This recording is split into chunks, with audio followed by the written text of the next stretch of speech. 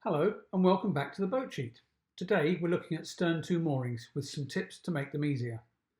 Many, even quite experienced sailors have never used or even seen a Mediterranean style mooring. But if you're about to go on a bareboat charter holiday in the Med, then you should be aware that stern to is all the rage in most Mediterranean countries. The reason it's popular is that more boats can fit into a smaller space. And because tide is almost non-existent, there's less need for the usual marinas we see in the rest of the world. Charter bases particularly like it because it keeps costs down. The equipment is simple. A heavy chain is laid on the bed parallel to the pontoon, usually held down by heavy concrete blocks set into the seabed. From this, short sections of chain are attached, and from them, heavy ropes, which are used to secure the boats. There is one, or sometimes two, for each mooring. You tend to find two only where large catamarans are the main users.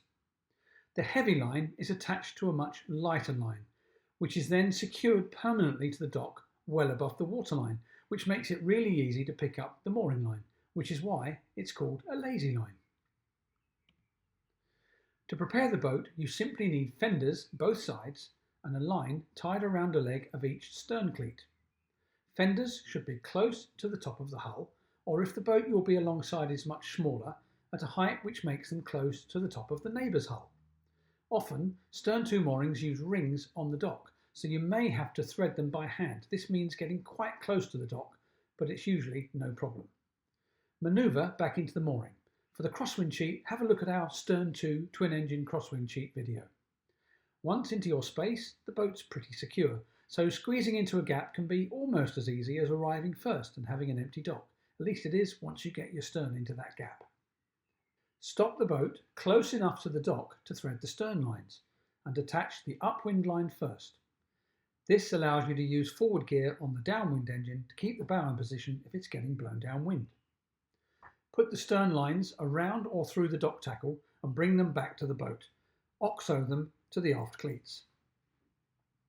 This is essential for stern-to mooring a big catamaran, as the lines have a lot of load on them if any swell or wash develops. Check our OXO video if you aren't sure about how to do this. Put the windward engine in forward idle to keep the boat away from the dock. Both stern lines are on, so either engine will hold the boat nicely in position, but using the windward engine means the leeward propeller is stationary, which is safer for the next bit. Take the lazy line and hand over hand it all the way to the bow of the boat along the leeward side. In a monohull, make sure you keep the line well away from the rotating prop. Hand over handing reduces the chances of scratching yourself on the sea life that can be attached to the lines. Once at the bow, continue hand over handing it until the heavy line appears from the water in front of the bow. Pull the line over the leeward bow cleat, take up as much line as you can, and then oxo it off to the cleat. You can now put the engines in neutral.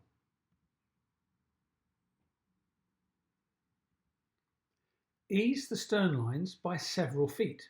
The boat will move forward under the influence of the bow line. At the bow cleat, partly remove the oxo, take up as much slack as you can, and then reapply the oxo. Now cheat and put the engines both in astern to move the boat back towards the dock.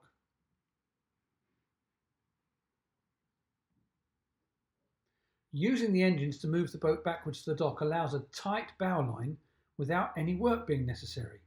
A tight line keeps the stern from hitting the dock if wash or swell develops, so it's quite important. Shut down the engines and then rig spring lines across the transom to stop the stern moving if the wind or current change. Finally, secure the gangway to the boat but not the dock. This allows it to move if the boat is disturbed by wash or swell. Always secure to the boat rather than the dock to avoid the risk of the gangway pulling off the transom in swell and then being bashed into the back of the boat when the wash reverses the movement of the boat. You're done. You might have noticed the boat out on the right at a funny angle. That's what happens when a cat uses a single lazy line setup attached to the windward bow cleat instead of the leeward.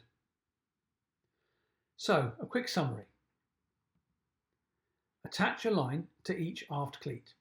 Rig fenders at the right height for you or your neighbour so they're close to the top of the lowest hull.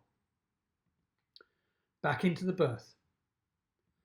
Attach the windward stern line first, bringing it back to the cleat on the boat and securing with an oxo. Do the same with the leeward stern line. Put the windward engine in forward idle. Take the lazy line hand over hand to the leeward bow cleat, take up as much slack as you can and secure it with an oxo. With engines in neutral, ease the stern lines so that the boat moves forward a few feet. Undo the bow line, take up as much slack as possible and reapply the oxo. Put both engines in idle astern.